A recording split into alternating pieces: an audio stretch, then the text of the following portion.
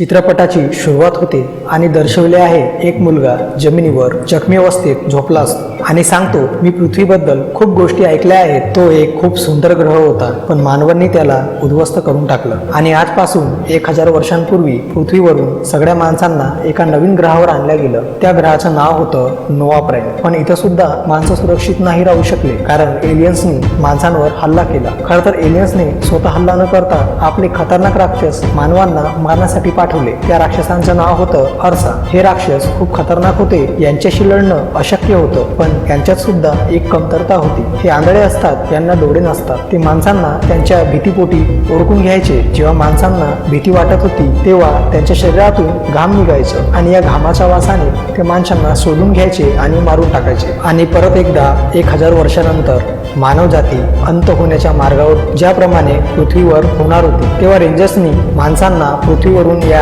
नवीन ग्रहावर शिफ्ट केलं होतं. त्याचं नाव होतं नोआ प्राईम. आता पुन्हा रेंजर्सची ही जबाबदारी आहे त्या माणसांना पुन्हा एक वेळा या एलियन्सच्या राक्षसांपासून वाचवायचे आहे. आता या रेंजर्सच्या टीममध्ये एक व्यक्ती असतो ज्याचं नाव असतो सायपर रेज. सायपर रेजला या ग्रहावरचं प्रथम अदृश्य व्यक्ती म्हटल्या जाते. अदृश्य व्यक्ती म्हणजे जे एलियन्सचे मोठे मोठे राक्षस असतात हे त्याला बघू शकत नव्हते. आणि याचं कारण हे असतं, जेव्हा सायपर रेजनी त्या राक्षसांवर हल्ला केला होता तेव्हा त्याच्या मनात त्या राक्षसांबद्दल कोणतीही भीती नव्हती आणि त्याच्यात भीती नसल्यामुळे त्याच्या शरीरातून एकही थेंब घाम निघत नव्हतं आणि घाम न निघाल्यामुळे ते राक्षसांना तो दिसू शकत नव्हता. आणि या गोष्टीचा फायदा घेऊन सायपर रेज त्या राक्षसांना मारून टाकतो. यालाच अदृश्य होणं म्हणतात. दुसरीकडे सायपरचा एक मुलगा असतो ज्याचं नाव आहे किटाई. त्याला पण आपल्या वडिलांसारखं रेंजर बनायचं असतं आणि तो त्यासाठी टेस्ट पण देतो आणि त्या टेस्टमध्ये तो प्रत्येक एक्झामला पास सुद्धा करतो. पण तो ग्राउंडमध्ये प्रॅक्टिकल परीक्षेत फेल होतो. आणि ह्याचं सर्वात मोठं कारण म्हणजे त्याची मोठी बहीण होती जिचं नाव होतं सेमशी. तिला एका अरसाने मारलं होतं. त्यावेळेस किटाई सुद्धा तिथंच असतो, पण तो तिला वाचवू शकला नव्हता कारण त्यावेळेस तो खूप लहान होता. पण आज सुद्धा तो त्याच्या बहिणीच्या मृत्यूच्या जबाबदार स्वतःला समजत असतो. म्हणून जेव्हा पण तो कोणत्या आरसासमोर जातो तो फोकस करू शकत नव्हता. त्याला आपल्या बहिणीचे दृश्य दिसत असतात म्हणून तो घाबरत असतो आणि याचं कारणामुळे तो प्रॅक्टिकल परीक्षेमध्ये पास होत नाही. पण त्याला कोणत्याही किमतीत रेंजर्स बनायचं असतं. तो रिक्वेस्ट करतो की त्याला रेंजर बनवल्या गेलं पाहिजे. तो सांगतो, माझे वडील आज खूप वर्षानंतर घरी येत आहेत. मला त्यांना आनंदाची बातमी द्यायची आहे. पण त्याची रिक्वेस्ट फेटाळली जाते. संध्याकाळी जेव्हा तो आपल्या आई आणि वडिलांसोबत जेवायला टेबलावर बसला असतो तेव्हा तो त्यांना सांगतो, मला रेंजरच्या टेस्टमध्ये फेल केल्या गेले. त्याचे वडील नेहमी त्याच्याशी नाराज असतात. ते किटाईसोबत वडिलांप्रमाणे नाही तर एका रेंजरप्रमाणे वागत असतात. आणि याच गोष्टीचा किटाईला खूप दुःख असतं कारण त्याला आपल्या वडिलांच्या जवळ जायचं असतं. त्यांच्यासोबत खूप गोष्टी बोलायच्या असतात पण त्याच्या वडिलाजवळ टाइम नसतो. आता सायपर आपल्या वाईफला सांगतो, मी रेंजर्सना ट्रेनिंगसाठी दुसऱ्या ग्रहावर घेऊन जात आहे आणि परत आल्यानंतर मी रिटायरमेंटची घोषणा करून टाकणार. त्यावर त्याची वाईफ त्याला सांगते, तुम्ही आपल्या मुलाला सुद्धा सोबत नेलं पाहिजे. त्याला तुमच्या सोबत राहायचं आहे. त्याला एक कमांडर नाही एक वडील पाहिजे आहे. आणि तो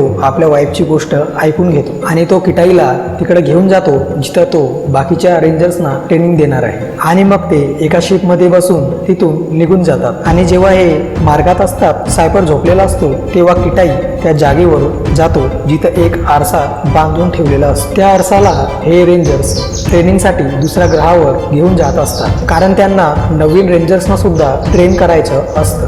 आणि आता किटाईला तिथं जायचं असतं जिथं आरसा आहे, पण तिथं जाणं प्रतिबंधित केलेलं असतं. तरी सुद्धा किटाई तिथं जातो आणि सिक्युरिटीवाल्यांना पण माहीत असतं की किटाई सायपरचा मुलगा आहे म्हणून ते त्याला आत जाऊ देतात. पण ते मात्र सुद्धा त्याची मस्करीच करत असतात. आणि जेव्हा किटाई त्या बांधलेल्या आरशासमोर जातो तेव्हा पुन्हा त्याला त्याच्या बहिणीचे त्या आरशाचे व्हिज्युअल्स दिसायला लागतात आणि या कारणामुळे तो घाबरायला लागतो. आणि त्याच्या या घाबरण्यामुळे आरसा त्याला ओळखून घेतो आणि आरसा रागाने गुर्रावणं सुरू करतो. तेव्हाच तिथं सायपर येतो आणि किटाईला सोबत घेऊन जातो. आणि यांचा स्पेसशिप मार्गातच असतो तेव्हा खूप साऱ्या उल्कापिंडांचा एक तुफान त्यांच्या स्पेसशिपला येऊन आढळतो. त्या उल्कापिंडांच्या टकरावांमुळे स्पेसशिप खूप डॅमेज झालेला असतो. म्हणून सायपर आपल्या पायलटला लासिया ग्रहाकडे वळवण्याचा आदेश देतो कारण तो ग्रह तिथून सर्वात जवळ असतो. आणि पायलट लायसिया ग्रहाची कमांड त्या स्पेसशिपमध्ये टाकतो. त्यांचा स्पेसशिप उल्कापिंडांसोबत ठेचत ठेचत लायसिया ग्रहाजवळ येऊन पोहोचतो. पण जेव्हा हे कम्प्युटरवर चेक करतात तो लायसिया ग्रह नसतो, दुसरा कोणता तरी ग्रह असतो. आणि कम्प्युटर त्यांना वॉर्निंग देतो, या ग्रहावर उतरण्याचा प्रयत्न करू नका. हे ग्रह खूप खतरनाक आहे. इथं खूप प्रकारचे व्हायरस आहेत, खूप प्रकारचे खतरनाक जनावर आहेत आणि या ग्रहावर उतरणं कानूनी अपराध आहे. हे ऐकून सायपर म्हणतो, आपण या ग्रहावर नाही उतरू शकत, दुसऱ्या ग्रहाकडे घेऊन चला. पण त्याचे पायलट त्यांना सांगतात, आता हे शक्य नाही, कारण उल्कापिंडांच्या ठेचल्यामुळे जहाज मधातून तुटलेला असतो आणि तो सांगतो आपला शिप कधी पण क्रॅश होऊ शकतो. तेव्हाच त्यांचा शिप त्याच ग्रहावर क्रॅश होऊन जातो आणि स्पेसशिप क्रॅश झाल्यानंतर दाखवतात जेवढं पण लोक त्या शिपमध्ये असतात सगळे मरून जातात आणि इथं फक्त दोनच व्यक्ती वाचतात, एक सायपर आणि दुसरा किटाई. पण दुर्घटनेमुळे सायपरचे दोनही पाय तुटलेले असतात. तो चालू शकत नव्हता. तेव्हा तो जहाजातून किटाईला बिकन आणायला सांगतो, ज्यांनी ते आपल्या ग्रहावरच्या लोकांना संदेश पाठवू शकतात, ज्यांनी ते लोक त्यांना वाचवायला येऊ शकतात. आणि जेव्हा किटाई तो बिकन आणतो तो तुटलेला असतो. तेव्हा सायपर किटाईला सांगतो, आपला स्पेसशिप 2 भागांमध्ये तुटलेला आहे आणि याचा दुसरा भाग 1000 किलोमीटर अंतरावर आहे, जिथं आणखी एक यंत्र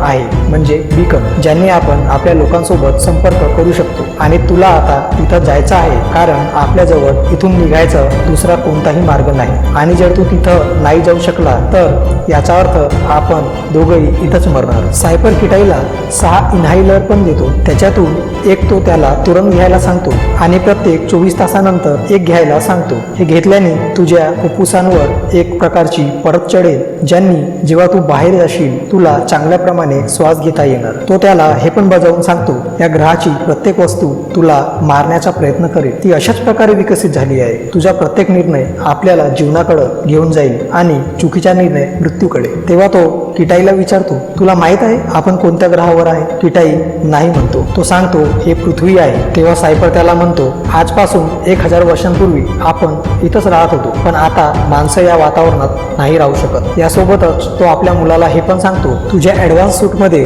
प्रत्येक ठिकाणी कॅमेरे लागलेले आहेत, म्हणून तुझ्या जवळपासची मी प्रत्येक वस्तू पाहू शकतो. तो त्याला सांगतो, जेव्हा तू रस्त्यामध्ये राहशील तेव्हा मी तुला या कॅमेऱ्यांद्वारे गाईड करत राहणार. मी जे जे सांगणार तसं तुला करत जायचं आहे. तो त्याला आपला एक शस्त्र पण देतो. या शस्त्रामधून खूप अलग अलग प्रकारचे ब्लेड निघू शकतात, ज्यांनी तू आपली रक्षा करू शकशील, असं सायपर किटाईला सांगतो. आणि त्यानंतर किटाई आपल्या मिशनवर निघून जातो आणि आपल्याला दाखवतात पृथ्वी त्यावेळेस पूर्णपणे हिरवीगार झालेली असते. खूप सारे अनेक प्रकारचे प्राणी पक्षी पण तिथं असतात, पण इथचं वातावरण आणि पशुपक्षी हे सगळे माणसांना मारायचा प्रयत्न करू लागतात. आणि ही स्थिती पृथ्वीची माणसांनीच केलेली असते. आणि किटाई जेव्हा समोर जातच असतो तेव्हा सायपर त्याला सांगतो का तुझ्या पाठीमागून कोणीतरी येत आहे. किटाई या गोष्टीमुळे खूप घाबरून जातो आणि थोड्याच वेळात त्याच्यासमोर एक मोठा वानर येतो. हे वानर आता पहिल्यासारखे राहिलेले नाही आहेत, ते खूप खुंखार आहेत. तेव्हा सायपर त्याला काही हालचाल करू नको असं सांगते, पण किटाई त्या वानराला इथून जा असे म्हणतो. आणि त्या वानराला एक दगड सुद्धा किटाई फेकून मारतो. आणि त्यानंतर वानर एक मोठा आवाज करतो आणि थोड्याच वेळात त्याच्यासारखे खूप सारे वानर तिथे येऊन पोहोचतात आणि ते सगळे वानर किटाईला मारण्याचा प्रयत्न करू लागतात. तेव्हा सायपर किटाईला मागच्या रस्त्याने पडायला सांगतो आणि किटाई पडायला सुरुवात करतो. सगळे वानर किटाईला मारण्यासाठी त्याच्या मागे धावतच असतात, पण किटाई कसा तरी आपला जीव वाचवत एका नदीच्या पार पोहोचतो आणि आपला जीव वाचवतो. वानरांनी त्याचा पिछा करणं सोडलेला असतो. तो तरी सुद्धा एवढा घाबरलेला असतो की तो धावतच असतो. त्याचे वडील त्याला म्हणतात की तू विनाकारण धावत आहे, थांब, पण तो ऐकत नाही. तो घाबरला असल्यामुळे तो धावतच असतो. तेव्हा त्याचे वडील खूप रागवतात आणि तेव्हा जाऊन तो शांत उभा राहतो. तेव्हा सायपर किटाईला म्हणतो, तुझ्या रक्तामध्ये बदलाव येत आहे, कारण त्याच्याजवळ जो ॲडव्हान्स सूट असतो त्या ॲडव्हान्स सूटमुळे सायपरला किटाईची पूर्ण शरीराची रिपोर्ट त्या कम्प्युटर स्क्रीनवर दिसत असते. आणि जेव्हा किटाई आपल्या हातावर बघतो तेव्हा त्याच्या हातावर एक किडा चिपकलेला असतो. किटाई त्या किड्याला आपल्या हातावरून सरकवतो, पण आता किटाईच्या शरीरात त्या किड्यामुळे विष पसरणं सुरू झालेलं असतं. त्याला कमजोरी आणि अस्पष्ट दिसायला लागत असतं. तेव्हा सायपर त्याला आपली मेडिकल किट काढायला लावतो आणि किटाई आपली मेडिकल किट काढतो आणि सायपर त्याला म्हणतो, जे पहिली इंजेक्शन आहे आहे ते आपल्या हृदयामध्ये लाव. पण किटाईला खूप अशक्तपणा वाटत असतो, त्यामुळे तो कसा तरी एक इंजेक्शन आपल्या छातीमध्ये लावतो आणि नंतर सायपर त्याला दुसरी इंजेक्शन सुद्धा आपल्या छातीमध्ये लावायला सांगतात. पण आता विषाचा असर झालेला आहे आणि किटाईचे हात काम करणं बंद करून टाकतात. तेव्हा सायपर त्याला सांगतो ते इंजेक्शन तसंच धरून तू जमिनीवर झोपून जा. जमिनीवर झोपल्यामुळे तो इंजेक्शन ऑटोमॅटिक त्याला छातीमध्ये लागून जाणार आणि तो तसाच करतो आणि इंजेक्शन त्याला लागून जातो. आणि आता किटाई बेशुद्ध पडलेला आहे आणि तापमान आता खूप स्पीडने घसरणं सुरू होते. जर किटाई लवकर होशमध्ये नाही आला तर तो थंडीने जमून मरून जाईल. आणि हाच तो पहिला सीन असतो जो फिल्म सुरू होताना आपल्याला पहिले दाखवला गेला होता की एक मुलगा जमिनीवर झोपला होता. इथून स्टोरी पुढे जाते. त्याचे वडील त्याला डोळे झपकायला सांगतात. नंतर त्याचे वडील त्याला सांगतात इथून गरम जागा 9.7 किलोमीटर दूर आहे आणि पुढील 50 मिनिटांमध्ये तुला तिथं पोहोचावं लागेल, नाहीतर तू थंडीमुळे मरून जाशील. आणि किटाई धावणं सुरू करतो. आणि दुसरीकडे दाखवतात सायपरचे पायाचे हाड मोडले असल्यामुळे ते आता सुजायला सुरुवात होत असते आणि त्यामुळे त्याला खूप त्रास पण होत असतो आणि तो मशीनच्या मदतीने त्या गोष्टीचा तात्पुरता ट्रीटमेंट करू शकतो. पण ट्रीटमेंटसाठी जे पेन किलर त्याला घ्यायची असते त्या पेन किलरमुळे तो बेशुद्ध होऊन जाणार हे त्याला माहीत असते आणि तो विचार करतो की जर मी बेशुद्ध झालो तर माझ्या मुलाला गायडन्स कोण करणार, म्हणून तो हा त्रास सहन करत असतो आणि पेन किलर घेत नाही. तेव्हाच दाखवतात त्याला आपल्या मोठ्या मुलीची पण आठवण येत असते ज्या मुलीला एका आरसाने मारलेलं होतं आणि तो त्या तिच्या मुलीवर खूप प्रेम सुद्धा करत होता, म्हणून तो आपल्या मुलीच्या मृत्यूला आजपर्यंत विसरू शकला नाही. आता तिकडच जंगलात दाखवतात किटाईनं आपला लास्ट इनहेलर घेऊन 24 तास झालेले असते, म्हणून त्याला आता एक इनहेलर परत घ्यायचं असतं. तेव्हा सायपर त्याला दुसरा इनहेलर घ्यायला सांगतो आणि जेव्हा किटाई इनहेलरचा बॉक्स काढतो तर तो बघतो 5 मधून 2 इनहेलर तुटलेले असतात. पण किटाई सायपरला ही गोष्ट सांगत नाही, कारण त्याला माहीत आहे जर त्यांनी त्याच्या वडिलाला ही गोष्ट सांगितली तर ते त्याला मिशन खतम करून तुरंत वापिस यायला सांगेल आणि ते दोघंही तिथंच मरून जाणार. नंतर दाखवतात किटाई रात्र एका ठिकाणी काढत असतो. तेव्हा तो सायपरला विचारतो की तुम्ही पहिली वेळा अदृश्य कसे झाले होते. तेव्हा सायपर त्याला सांगतो एक वेळा मी जॉगिंग करत होतो, तेव्हाच एका आरसाने माझ्यावर हल्ला करून टाकला आणि आम्ही दोघं पाण्यात पडलो. आता मी मरणार असं मला वाटतच होतं आणि मी वाचू शकणार नाही असं सुद्धा मला वाटत होतं. आणि मी तेव्हा विचार केला का मी असं नाही मरू शकत. त्या राक्षसाचा नख जो माझ्या कंध्यामध्ये घुसला आहे मी त्याला काढून टाकणार आणि मी ते काढला. नंतर मी पटकन पाण्याबाहेर आलो आणि माझ्यानंतर तो आरसा पण बाहेर आला, कारण त्याला मला मारायचे होते. पण त्यावेळेस मात्र मी मुळीच घाबरत नव्हतो, म्हणून मला आरसा पाहू शकत नव्हता आणि त्यावेळेस मला या गोष्टीचा भान झाला. जीवनात कठीण परिस्थिती नेहमी येत असते, पण घाबरणं किंवा नाही घाबरणं हे आपल्याच हातात असतं आणि आपल्या भीतीमुळेच आरशाला आपण जवळपास असण्याचा अनुभव होत असतो. आणि जर आपण यांना घाबरलो नाही तर यांना कळणारच नाही की आपण यांच्या जवळ आहे, ते आपल्याला पाहू शकणार नाही. आणि यानंतर या राक्षसांना ज्यांना आरसा म्हणतात त्यांना आपण इझिली मारू शकतो. मला हे सगळं समजलं होतं. नंतर सकाळी किटाई समोर जातो आणि एका झरण्याजवळ येऊन पोहोचतो. तेव्हा त्याचे वडील त्याला विचारतात तुझ्याजवळ काय काय सामान शिल्लक आहे मला ते सांग. किटाई बॅग काढतो आणि सांगतो माझ्याजवळ अर्ध औषध आहे, अर्ध राशन आहे, 4 इनहेलर आहेत. पण इनहेलर सांगण्याच्या पूर्वी तो थोडा वेळ विचार करत असतो. या गोष्टीमुळे सायपरला त्याच्यावर शक होतो आणि सायपर त्याला इनहेलरचा बॉक्स दाखवायला सांगतो. जेव्हा किटाई त्याला बॉक्स दाखवतो तेव्हा त्याच्यामध्ये 2च इनहेलर उरलेले असतात आणि फक्त या 2 इनहेलर सोबत किटाई आपला मिशन पूर्ण करू शकत नाही हे सायपरला माहीत असते. त्याच्यामुळे तो त्याला परत वापिस यायला सांगतो. किटाई त्याला म्हणतो हा मिशन मी पूर्ण करू शकतो, पण सायपर त्याला म्हणतो का तू परत ये, हा माझा ऑर्डर आहे. आणि यानंतर दाखवतात किटाईला ते क्षण आठवू लागतात जेव्हा तो आणि तिची बहीण एका रूम मध्ये असते आणि तिथं आरसा आला होता. तेव्हा त्याच्या बहिणीनं त्याला एका बॉक्समध्ये बंद केलं होतं, ज्या बॉक्समध्ये आरसा माणसांना शोधू शकत नव्हता आणि तिनं किटाईला म्हटलं होतं की तू या बॉक्सच्या बाहेर निघशील नाही, हे माझं ऑर्डर आहे. आणि तो बाहेर निघत नाही आणि तो आरसा त्याच्यासमोर त्याच्या बहिणीला मारून टाकत असतो. तसं म्हटलं तर त्यावेळेस तो खूप लहान असतो, तरी सुद्धा तो स्वतःला त्याच्या बहिणीच्या मृत्यूच्या जबाबदार समजत असतो. तेव्हाच त्याला सायपरच्या गोष्टी ऐकू येत असतात की तू हे आता मिशन कंप्लीट करू शकत नाही, तुझ्याजवळ 2च इनहेलर आहेत, तू एवढ्या उंचीवरून उडी मारू शकत नाही आणि मारल्यानंतर तू वापस येऊ शकत नाही. पण किटाई त्यांची एकही गोष्ट ऐकत नाही आणि त्या उंच झरण्यावरून तो उडी मारून टाकतो. आणि जो ॲडव्हान्स सूट त्याने घातला होता तो उडी मारल्याबरोबर तो एका फ्लाइंग सूटमध्ये बदलून जातो. जेव्हा तो हवेमध्येच असतो तेव्हा त्याचे वडील त्याला सांगतात का तुझ्या मागं कोणती तरी वस्तू येत आहे. आणि किटाई जेव्हा मागं वळून पाहतो तेव्हा एक मोठा विशाल पक्षी त्याच्या मागं येत असतो. हा पक्षी किटाईला मारण्यासाठीच त्याचा पाठलाग करत असतो आणि शेवटी किटाईला तो पक्षी पकडून घेतो आणि किटाई बेशुद्ध पडतो. आणि जेव्हा त्याला होश येते तेव्हा तो बघतो का तो त्या विशाल पक्षीच्या घरट्यामध्ये असतो. तिथे त्या पक्षाचे लहान लहान पिल्ले पण असतात. तेव्हाच तिथं वाघासारखे मोठे मोठे 2-3 जनावरं त्या पिल्ल्यांना खायला येत असतात. किटाई त्या जनावरांना तिथून हाकलण्याचा प्रयत्न करतो, त्या पिल्ल्यांना वाचवण्याचा प्रयत्न करतो, पण शेवटी तो त्या पिल्ल्यांना वाचवू शकत नाही आणि सगळे पिल्ले त्याच्या समोरच मरून जातात. तेवढ्यातच तो पक्षी पण तिथे येऊन पोहोचतो. यानंतर किटाई खाली उतरतो. तो पक्षी त्याला काहीच करत नाही आणि किटाई तिथून निघून जातो. पण आता किटाईच्या हाताला असलेला डिव्हाइस मोडला असल्यामुळे त्याचा सायपर सोबत कनेक्शन तुटून जात असतो. आता तो त्याच्या वडिलांसोबत गोष्टी नाही करू शकत आणि त्यांच्याकडून गायडन्स नाही घेऊ शकत. आता जे पण त्याला करायचं आहे ते स्वतःच्या बुद्धीनं करावं लागेल. किटाई खूप घाबरलेला असतो. तेव्हाच दुसरीकडे दाखवतात की सायपरने जे फ्लाइंग कॅमेरे सोडलेले असते त्याच्यामध्ये दिसते की आरसा सुटलेला आहे आणि त्याने बाकीच्या क्रू मेंबर्सला मारलेलं असतं. पण आता हे गोष्ट मात्र तो किटाईला सांगू शकत नाही कारण त्या दोघांचं कनेक्शन तुटलेलं असतं. दुसरीकडे दाखवतात किटाईने खूप लांब प्रवास आता पूर्ण केलेला आहे आणि त्याचा ऑक्सिजन संपत आलेला आहे. पण आता त्याजवळ फक्त एकच इन्हेलर उरलेलं असतं आणि ते सुद्धा तो घेऊन घेतो. आणि जेव्हा तो समोर जाणार चालू करतो तेव्हा अचानक तिचं टेम्परेचर खाली घसरणं सुरू होते आणि थंडी एवढी वाढते की किटाई त्या थंडीमुळे बेशुद्ध पडून जातो. तेव्हा दाखवतात त्याला कोणीतरी खिचत घेऊन जावत असतो. जेव्हा सकाळी त्याला होश येतो तेव्हा तो बघतो त्याच्या आजूबाजूला खूप सारे काड्या आणि झुडपांनी त्याला झाकलेलं असतं. तो तिथून बाहेर निघतो आणि बघतो त्या काड्यांवर तोच विशाल पक्षी झोपलेला असतो. किटाई त्याच्याजवळ जातो आणि त्याला थँक्स म्हणतो, पण त्याला माहीत पडते की तो विशाल पक्षी मेला असतो. किटाईने त्याच्या पिल्ल्यांचा प्राण वाचवण्यासाठी खूप प्रयत्न केले असते, म्हणूनच त्याने किटाईचा प्राण वाचवण्यासाठी स्वतःचा जीव दिलेला असतो. नंतर किटाई तिथून पुढे निघून जातो आणि काही प्रवास केल्यानंतर तो शिपच्या दुसऱ्या तुटलेल्या भागापर्यंत येऊन पोहोचतो, ज्याला शोधण्यासाठी तो इतक्या दूर आलेला असतो. इथंच त्याचं ऑक्सिजन संपायला लागत असतं. तो लवकर आत जातो, शिपमध्ये इन्हेलर शोधतो आणि एक ऑक्सिजन इन्हेलर घेऊन घेतो. नंतर तो बिकनला सुद्धा शोधून काढतो आणि त्याने संपर्क साधण्याचा प्रयत्न करतो, पण संपर्क साधता येत नाही. आणि हा तोच डिव्हाइस असतो ज्यामुळे तो आता आपल्या बाबासोबत सुद्धा संपर्क साधू शकतो आणि आपल्या ग्रहावरच्या लोकांसोबत सुद्धा संपर्क साधून त्यांना सांगू शकतो की आम्ही इथं फसलो आहे. पण संपर्क होत नसल्यामुळे तो खूप घाबरतो आणि खूप दुःखी सुद्धा होत असतो. त्या बिकनमुळे त्याचा आपल्या वडिलांसोबत संपर्क होत असतो.